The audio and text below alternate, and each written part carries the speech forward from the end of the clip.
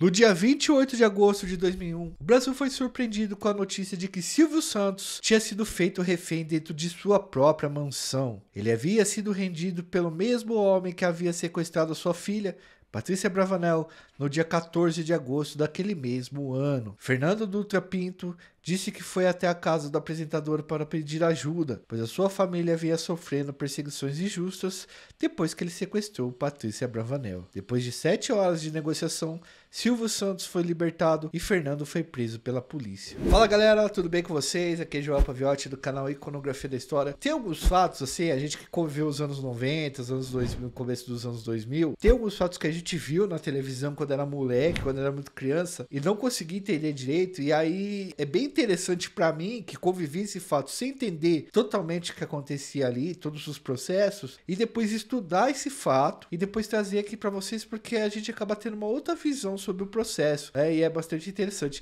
E esse é um dos crimes que eu vi quando eu era moleque, vi a tarde inteira, vi, primeira vez que eu tinha visto o Silvio Santos no Jornal Nacional, e isso me trouxe muita curiosidade para buscar novamente essa história, estudar ela profundamente, que foi registrado dela, para trazer aqui para vocês. Então hoje a gente vai falar sobre o sequestro do Silvio Santos, que, enfim, na época foi um frisson, né? A gente viu em todos os lugares. Foi um negócio desesperador, coberto pela mídia 24 horas por dia. Então, assim, ó, antes de entrar no vídeo propriamente, né, da explicação nossa, tá muito bem feito o roteiro, garanto isso pra vocês. Se inscreve no canal, ativa o sininho, deixa o seu like para que os nossos vídeos cheguem para mais pessoas e o algoritmo entenda o que a gente está fazendo, o nosso trabalho, e que leve isso aí para frente. Depois dessa introdução, Edu, roda a vinheta.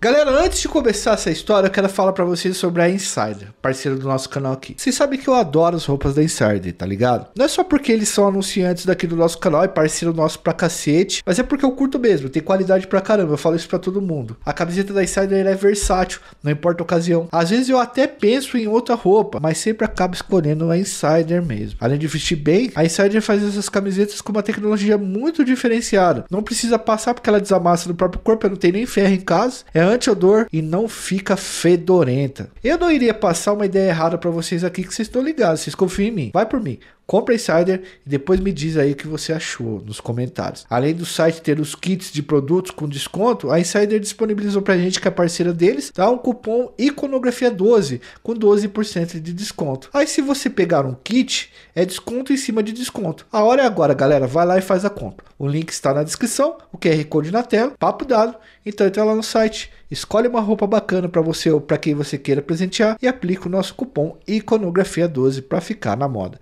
Agora vamos para a história. Galera, obviamente eu não preciso apresentar esse cara para vocês, né? O Silvio Santos se tornou um ícone da televisão brasileira. O seu programa é exibido desde 1961 e é considerado um dos programas mais duradouros do mundo. Que na verdade não é bem um programa, é o Silvio Santos no domingo inteiro. Hoje já diminuiu, obviamente, a TV aberta tem caído bastante e tal, mas naquela época, no final dos anos 90, no início dos anos 2000, pô, Domingão era macarronada e Silvio Santos. Proprietário do grupo Silvio Santos, um conglomerado de empresas que inclui SBT, liderança de capitalização, Jequiti, TV Alphaville, ele é considerado um dos homens mais ricos do Brasil e uma das personalidades mais populares da história do nosso país, inclusive. Durante muitos anos, milhares de brasileiros pararam em frente à TV para assistir o seu programa de domingo, o que fez com que o próprio Silvio Santos se tornasse uma grande referência no nosso país. Você viu que a gente nem falou o nome dele, né? Porque o nome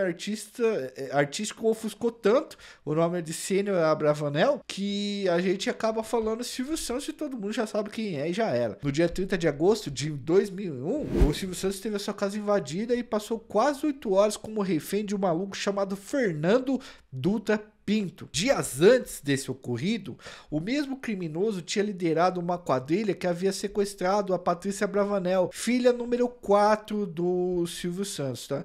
A gente fala isso porque o Silvio Santos tinha 5 filhas e era uma parada muito disseminada, assim, no ambiente midiático, isso daí. E também, pessoal, o que que acontece? Naquele período, havia uma epidemia de sequestros no Brasil. A extorsão mediante sequestro, o crime, ele na época, ele era bastante bastante difundido entre os bandidos aí. Era um crime que tava acontecendo pra caramba e pegando uma galera da classe média alta e rica, né? Então tava todo mundo desesperado porque as vítimas eram pessoas sempre muito poderosas. A gente tem vídeos aqui falando sobre o sequestro do Wellington de Camargo, irmão Zezé de Camargo e Luciano, sobre o sequestro do Abílio Diniz, a tentativa de sequestro da Xuxa, se vocês não conhecem essa história, é uma história muito interessante também. Vou pedir pra Edu deixar no card pra vocês aí, tá bom? Bom, Patrícia Abravanel, a filha número 4 do Silvio Santos, foi abordada por volta das 8 da manhã, quando saía da casa para ir para a faculdade. Os dois homens que abordaram ela estavam usando o uniforme dos Correios e renderam a vigia da casa onde a família de Silvio Santos vivia, morava ali. Os sequestradores eram dois irmãos, Fernando Dutra Pinto e Esdras Dutra Pinto. Na época, Fernando tinha 22 anos de idade e trabalhava como empacotador em um supermercado e resolveu meter o louco para ver se fazia um dinheiro. De acordo com o que ele disse em seu depoimento, ele viu no fato de sequestrar a filha do apresentador uma possibilidade de melhorar a sua vida financeira, manja. Para realizar o plano, ele vendeu o terreno e financiou 3 pistolas, uma metralhadora e uma munição. E ele providenciou documentos falsos e alugou uma casa que serviria de cativeiro para colocar a filha do dono do SBT. O seu irmão Esdras Dutra Pinto, de 19 anos, concordou em participar do plano. A dupla ficou 2 meses vigiando a casa de Silvio Santos e todos os passos que a Patrícia Abravanel dava. Na manhã do dia 14 de agosto, vestindo o uniforme de carteiro, Fernando rendeu a vigia e sequestrou Patrícia. Ela foi libertada uma semana depois, no dia 28 de agosto, após o pagamento do resgate de R$500 mil em espécie, que na época era muito mais dinheiro. 13 horas depois do fim do sequestro, Patrícia Abravanel deu uma entrevista da sacada de sua casa e disse aos repórteres que ela perdoava os sequestradores e que os sequestradores nem foram tão mal com ela assim, eram caras que respeitavam ela bastante. Segundo ela, seu sequestro era fruto da desigualdade social e o povo brasileiro era muito bom. Ela disse também que foi muito bem tratada enquanto esteve sob o poder dos sequestradores, como eu falei para vocês. Eles a chamavam de princesa e ela passou dias vendo TV. Eu acho que era uma casa boa. O meu quarto, ele tinha uma janela que tava pregada, tinha mas era uma cama com uma televisão. Eu só fiquei presa pela mão, depois eles confiaram em mim e tiraram. Eles falavam sempre um número diferente. Que eu conheci eram 3.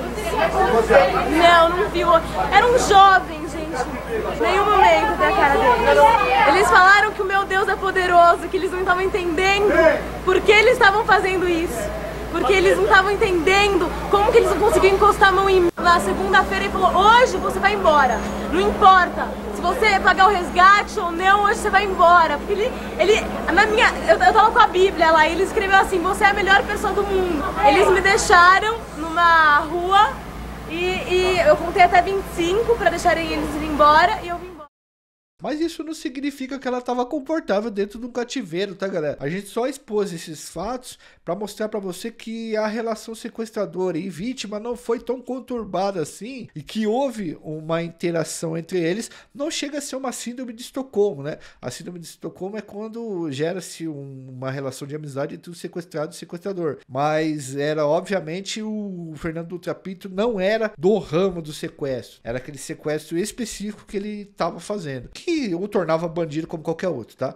Depois do pagamento do resgate, a polícia montou um enorme cerco policial para prender os sequestradores. Fernando fugiu para Barueri, uma cidade perto de São Paulo, e a polícia encontrou ele num flat com armas e R$464 mil em espécie. Dinheiro vivo, money, dinheiros. Na tentativa da prisão em flagrante, Fernando deu fuga, trocou tiro e tirou a vida de 2 policiais.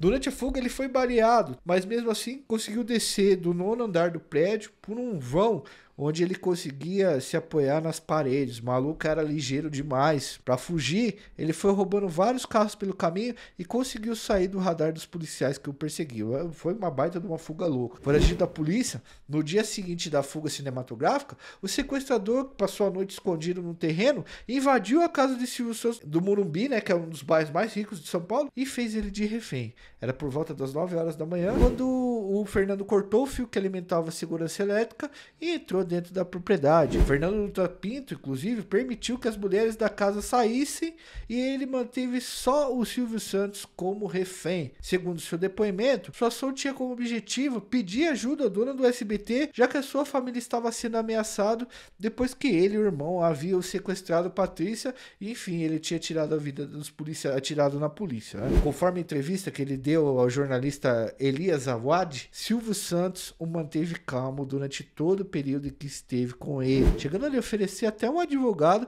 e um emprego depois que cumprisse sua pena. Eu vou falar a verdade pra vocês, cara, é interessante isso, pra vocês perceberem o carisma do Silvio Santos e a forma do Silvio Santos se comunicar. Sem dúvidas alguma, o Silvio Santos é um dos maiores comunicadores da história do nosso país e fica muito claro quando o cara que sequestrou sua filha entra na sua casa, cara armado, perigoso, e o Silvio Santos consegue dar uma enrolada no cara, trocar uma ideia, e, enfim, até oferecer um trampo pro maluco depois que ele pagasse a pena ali e até colocado o advogado à disposição. Inclusive, os policiais disseram que foi mais fácil a negociação nesse sentido, porque o Silvio Santos já estava negociando com o cara. Tem umas imagens, inclusive, do Silvio Santos extremamente confortável, assim, obviamente que ele estava sob a mira de uma arma e tal, mas numa situação que ele estava aparentemente tranquilo por um cara que tá ali sendo mantido de refém. Pense, pessoal, o sequestro de um dos apresentadores mais populares da TV mobilizou toda a imprensa e fez com que as pessoas parassem na frente da televisão para acompanhar o desenrolar dos acontecimentos. Isso eu lembro bastante nitidamente. Todas as emissoras possíveis existentes transmitiram ao vivo, até fora do país. A polícia chegou a cercar a casa e a levar a irmã de Fernando para tentar convencer ela a se entregar, sair fora e tal. Muito nervoso e com medo do que poderia lhe acontecer, Fernando pediu um helicóptero para fugir, né, e mais dinheiro, e aos poucos ele foi sendo tranquilizado pelo Silvio Santos. Galera, ele chegou até a receber atendimento médico, pois tinha levado um tiro e se machucado durante a fuga de Barueri, quando a polícia achou a Patrícia e encerrou o sequestro, né, e aí ele trocou tiro com a polícia e fugiu. As negociações se encerraram quando o governador Geraldo Alckmin chegou ao local para garantir que Fernando Dutra Pinto seria preso sem sofrer nenhum tipo de violência policial, tá? Então o próprio governador encostou lá para fazer, ajudar no trampo. Essa preocupação do governador se devia ao fato de que Fernando era acusado de ter tirado a vida de 2 policiais enquanto fugia durante o libertar da filha do apresentador. É muito louco porque um dos policiais que tocou, os policiais do GAT, né, um dos chefes da polícia do GAT, que tocou as negociações e tal, falou assim: meu amigo, a hora que chegou o governador Geraldo Alckmin lá, a gente viu que 2 das pessoas mais importantes do estado de São Paulo estavam ali dentro e poderiam ficar na mira do sequestrador perigoso, porque tava o Silvio Santos lá e o Geraldo Alckmin. Imagina se desanda a parada. Galera, a ação do Fernando durou quase 8 horas, até que finalmente ele se entregou e foi preso. Fernando foi levado ao centro de detenção provisória de Belém, né, um distrito de São Paulo, onde estavam presos envolvidos no sequestro da Patrícia, os outros envolvidos. Essas Dutra Pinto e um outro cara chamado Marcelo Batista dos Santos. Outras 2 mulheres com envolvimento do crime também estavam presas ali naquele local. Silvio Santos saiu ileso do cárcere privado que ficou por 8 horas e mostrou-se tranquilo, tendo sido capaz de manter a calma e de calmar o seu algoz. No dia seguinte, ele já estava inclusive gravando seu programa no SBT para aparecer no próximo domingo. Galera, Fernando Dutra Pinto faleceu na prisão 5 meses depois do ocorrido, em janeiro do ano seguinte. De acordo com o laudo médico, a causa do falecimento do cara foi uma infecção provocada por ferimentos que ele sofreu durante o período em que estava preso. A imprensa chegou a divulgar numa época aí que ele teria sido envenenado na cadeia. Houve várias teorias da conspiração, mas pensa, o cara tomou tiro, andou uma mocota, ficou 8 horas lá, recebeu atendimento médico, mas ficou em lugares insalubres. Então, na perícia foi atestado que foi infecção decorrente desses ferimentos, que não é uma coisa incomum. Bom, eu espero que vocês tenham gostado desse vídeo, eu espero que vocês tenham conseguido compreender mais racionalmente uma coisa que vocês viram na infância e na adolescência de vocês. E antes de ir embora, ative o sininho, se inscreve no canal, deixa seu comentário, deixa seu like e, se possível, vira membro do canal para ajudar a gente a produzir, porque tudo isso aqui, toda essa estrutura, todo esse tempo que a gente usa e investe para escrever para vocês é dinheiro. Infelizmente, porque se pudesse fazer isso por prazer, a gente só faria por prazer. Certo? Falou!